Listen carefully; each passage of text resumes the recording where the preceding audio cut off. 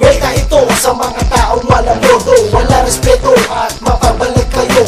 Welta ito sa mga taong walang utak, panayam, putak at sa likod yung sumaksa.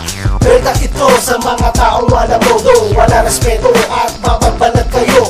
Welta ito sa mga taong walang utak, panayam, putak at sa likod yung sumaksa. Respeto ese, get down with the blood. You better hide if you hear that sound, cause me and my crew we're gonna knock you out. If you have respect, just holler me back. Kasi nandito na naman ako, hawak ang mikropono, aking ilalahad ng tamang pagrespeto. Matapang daw sila pero hanggang sa salita, kaya ang tamang pagrespeto ay hindi mo makikita. Nagdasal ng ama na nagsisimba tuwing linggo, kunwaring may rosaryo pero hindi naman seryosong magsindi na ng kandila, tumarap sa salamin para makita nyo sarili nyo mukhang bading. Sabi nila ako do ay maliit na tao, pero ang totoo ako ang pinakahenyo. Baguhan lang kayo kung ikumpara sa amin, kung walang respeto marap sa amin na tumamin. Ang tanong ko, meron ka bang mapapala? Kung puro kayabangan ang iyong pinapakita, asan iyong respeto at mabuting asal? Sa halip ikay magbago, yan pa rin pinapairal. Mapagbalat kayo, feeling mo ikaw ang hari ni isa, wala ka malang respeto sa iyong sarili. Unti mo na matanda, di ba hindi mo paginalang?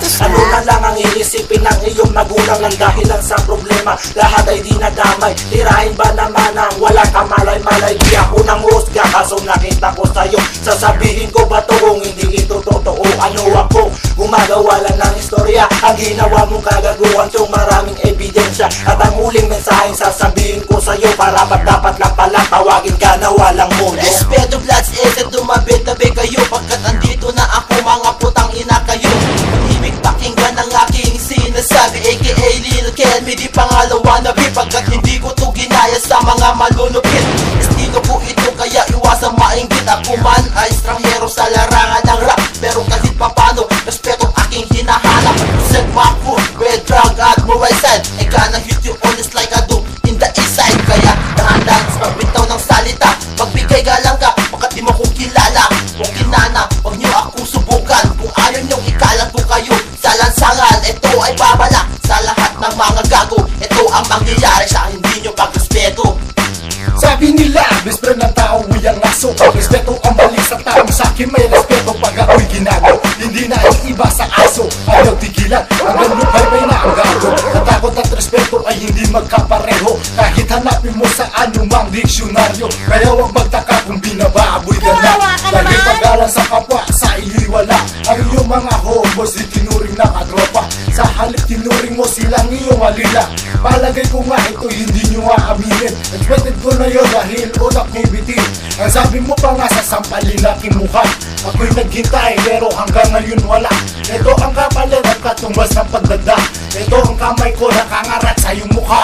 Noong una pa lamang ko'y wala pang nalalaman, sa ngalan ng rap iniisang tabi na lamang. Pero ngayon ay natakuhan ng inyong malalaman. Ako ngayon ay babanat sa mga walang galang. Kung sino ka man dapat tamaan at biglaan na lamang kayong nagulat. Idilat ang iyong mga mata ay imulat, isasambulat sa lahat na dapat kami ay respetuhin. Kung ayaw nyong habang buhay kayo ay bababuhin. Unang tingin, kalamin di magbasag sa lamin, akin na nga alamin hanggang kayo ay mabuking. Na praning ang lahat ng kami ay nagkalat ng mga kantang halos sa utak nyo ay tumatak at tumatak ng droga sa harap ng panakuhin, hanggang sila'y nakarating sa kanilang mithiin. Respetuhin na matatanda pati na sa pulang bandana.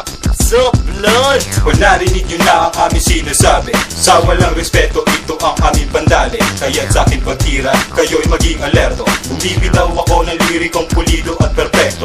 Represent from Cavite aka amigo, wala kong pinipili banggain ang kahit sino.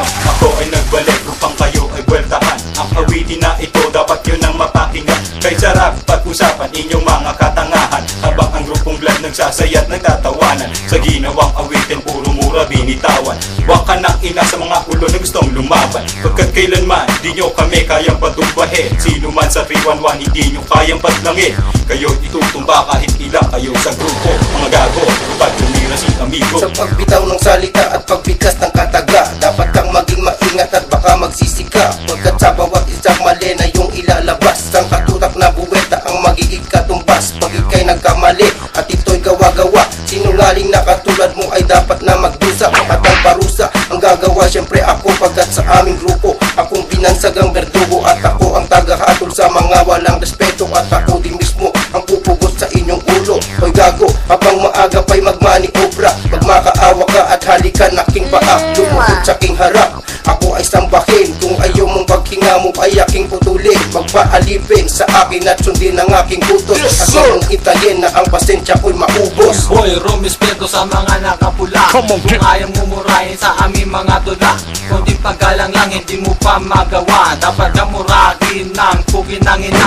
Do what you gonna do kapag ikaw ang minumura. Diba masakit, masakit pa rin sa tenga. Kaya sa susunod rumispeto at gumalang. Kung ayaw mo masira pagkatao mo't pangalan, hahanapin kung saan ang mga walang respeto. Dudukutin ang mata at ikakalat ko sa kanto. Kanya nang papala sa mga taong walang respeto. Katulad mo, pinanganak na walang mundo.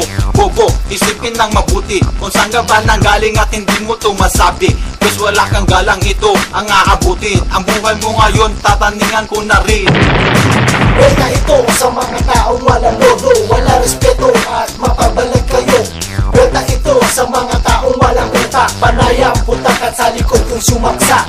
Wala ito sa mga taong walang lodo, wala respeto at mapabalag kayo. Wala ito sa mga taong walang utak, panayang putak at sa likod kung sumaksa. Wala ito sa mga taong walang lodo, wala respeto at mapabalag kayo.